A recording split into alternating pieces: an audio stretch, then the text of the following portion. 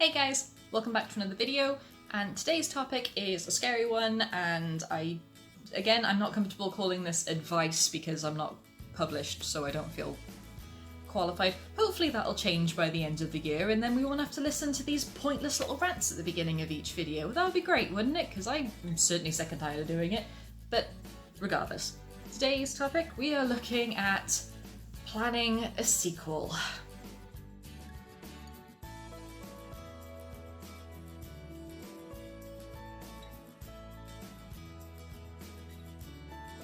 Guys know, at the beginning of NaNoWriMo, when I had this story in mind, my brain just spiraled and this story ended up growing way more than I thought, and I'm so happy that it has, because it has given me this spark again, and I want to explore where these characters can go and how big this world is going to get, and you know, all that jazz. But a sequel is a scary thing, and it is hard to know when is actually the right time to even do a sequel. I mean, there's been so many amazing standalone books that don't need a sequel, don't need a prequel. They're just fantastic on their own.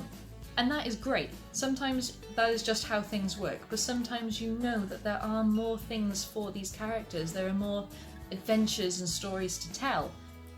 You just need to make that decision of if it's the right thing to do. When I first started my Nano project, as I said, it grew, and now I've got a sequel, a sister series, and a crossover.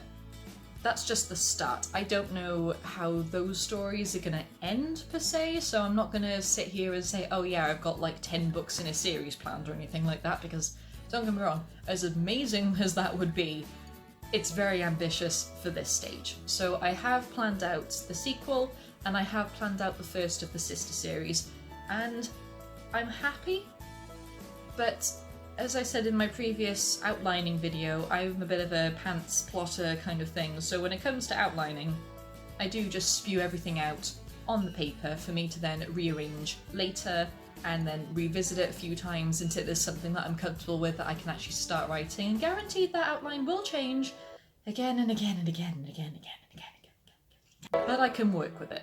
So when it comes to planning a sequel, there are a few major things you need to keep in mind. One of which is your original story. You need to really take a close look at that thing and then just pick apart what things could actually warrant a sequel.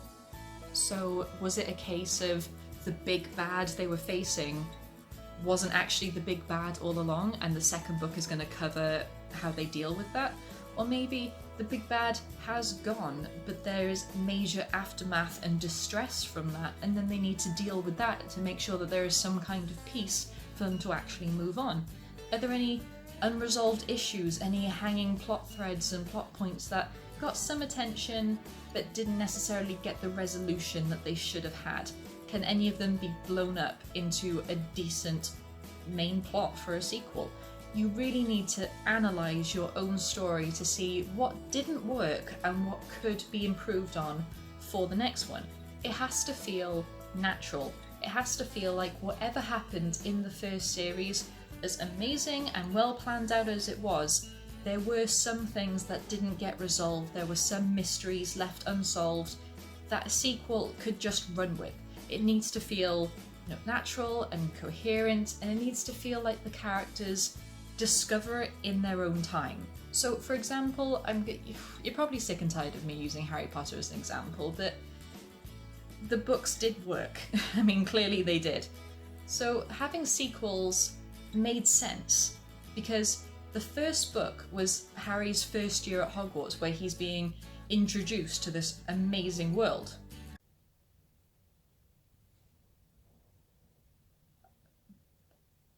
Do you see the glowy thing then? I think that was a reflection on my watch, I'm not quite sure. Or the ghosts are back, yay!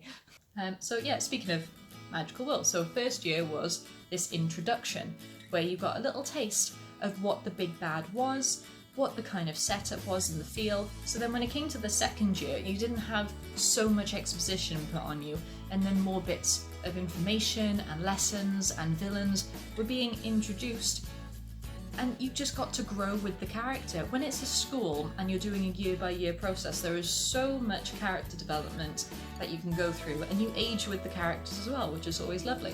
So that really did work. There was a reason for the sequels, and it never felt like, oh god, yeah, you know, there's 7 years, so there has to be 7 books. It's like, no, each book did have a point and did have a big threat, and it all did build up to something. So that is why it worked, because it felt natural.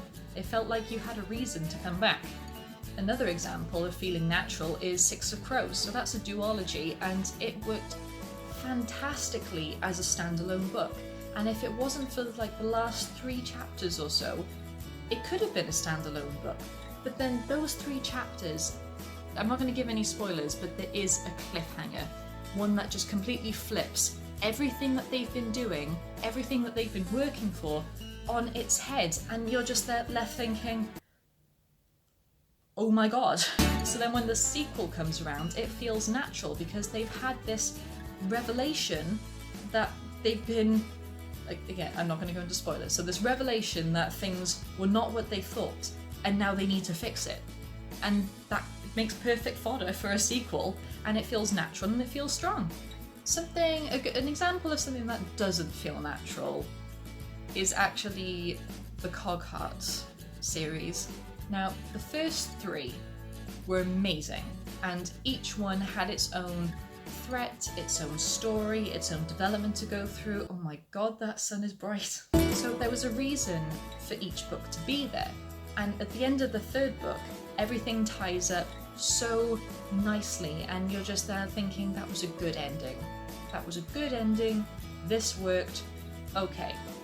And then, out of nowhere, a 4th book comes out, and it just feels so forced. It feels like everything they've kind of done, and that nice little all tied up with a bow ending, feels cheap now, because you know that this other book has come around with another threat that doesn't really add up to much, and you're just kind of thinking, well, yeah, this is still a really well-written story, and I'm still happy to see these characters, but it doesn't feel like a natural flow of events.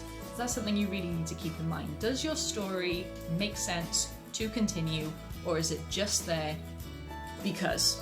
That's going to be a very tricky thing to start with. You kind of need to bounce a few ideas off other people who have read the first book, just to see what them as readers would think about it and what they'd like to see. Just, you know, little things like that. Characters, I'm a firm believer that your story can be basic bitch level, right? So something as simple as, oh yeah, a few friends are going up to the shops, something like that. But as long as the characters are believable and entertaining and have room for some kind of development, I feel like you can have the most boring story in the world, but if the characters are entertaining, then people are still going to read it because they'll still find something relatable in it. That's just me. Everyone's different. You do you. Something with character planning, and especially with stories, is you need to know who your character is at the beginning and who you want them to be at the end of the story. So you have a better idea of how they're growing, how they're developing, and what kind of barriers they're overcoming in order to become stronger or weaker. You know, a villain, a good guy, who knows? That's, you know, it's your story. But there needs to be that level of events to get you to that point. With a sequel, you're starting them out as the person that you originally wanted them to be. They've gone through developments, they've formed bonds, they've been on this epic journey of some kind, and now the fact that they've got to go through another one, how is that going to change them? How is it going to feel when they've had this expectation of, I'm stronger, I have grown, and now I have the chance to rest, and then that feeling is just taken away from them? How are they going to react? How do they react to suddenly being thrown into yet another mess? You are going to have to go through the process again of, okay, they've gone through all of this to get to this point. So they've gone from little point A to strong point B, and now you've got to get them to a point C. Is that going to be an even better version of themselves, or is this going to break them? And then it comes with bonds as well. I mean, are there going to be new characters thrown into the mix? And if so, why? What have they got to do with this new story? How are they going to interact with characters that have already been through development? You have to plan so many more character arcs, and they need to be relevant, important, and relatable. Your story isn't going to mean much without character growth. the characters are the ones that drive the story forward. If it's the story just kind of battering the characters around, then it doesn't feel like a relatable experience. Whereas if it's the characters who make decisions that benefit or hinder the plot, then you've got something completely different and you're just sucked in even more. So these characters need to have gone through all of this, maybe had time to process, maybe not, that's up to you. And now something else is laid out before them, and it's going to be a completely different kettle of fish. There needs to be different tasks, different struggles to make sure that your character is growing in ways that they didn't get a chance to in the previous story. The threat needs to be bigger. There needs to be so much more on the line. If you've already defeated the big bad and then the big bad comes back later, it feels cheap, and it also feels like a bit of a kick in the teeth for everything that has just happened in the first book. There needs to be a reason why they're back, a reason of why they're a bigger threat than they were before, or maybe they were actually working for someone else and why that was never revealed in the first one. Or maybe it's something like, a few characters got together and now one of the threats is that they might lose each other again for various reasons. It needs to feel natural and it needs to feel strong. Whatever was the threat in the first one, you need to crank it up to 11, not just because you can, because that's lazy, but you need to do it because it makes sense to the plot and will give your characters more of a challenge to face. At the end of the day, characters and threat are your two major things in stories. If the characters are willing to grow and the threat is willing to smack them back down, then you are going to have a fun little cycle where people get to grow and the threat is actually threatening. It's the same, even if you don't have as big of a threat, the journey certainly needs to be bigger, the emotional growth certainly needs to be bigger. And when I mean bigger, I don't mean soap drama, over the top nonsense. I mean something that hits hard and hits you directly. So it's something that means something to the characters and the readers. It's a very difficult concept and I'm probably not explaining it well, but I hope some bits are getting across. A lot more thought needs to go into this and it needs to be coherent. Even if it's chaotic. If it makes sense to be chaotic, then be chaotic. When it comes to sequels, you need to remember that you're doing it because there's more story to tell. There is more to say, there is more to do, and there is a message that you need to get across. Don't do it just because you can. If you're doing it because you can, oh yeah, I've got these characters, I've got this world, may as well just write a bunch of mumbo jumbo and see where it goes. It's not going to have heart, it's not going to have strength, and it's not going to do any good. You need to write a sequel because there is more to tell and you want to tell it. You've got to still have that passion there, otherwise things just aren't going to come together as they should. I think it'd actually be pretty fun to do a video of the best sequels I've read, but that is a topic for a different day. It's the same when planning sister series, so something that is in the same universe but with a different set of people, but there's still some bits that relate. Yeah, you get to do the whole thing of starting from scratch with the characters, but you've already established a world, so how do these characters fit into that world? What else are they bringing to the table that the original group didn't? It's a lot to think about and it can be very overwhelming, but when it's done right, good God, is it worth it. So, sequels. They're not easy, but they can be a lot of fun.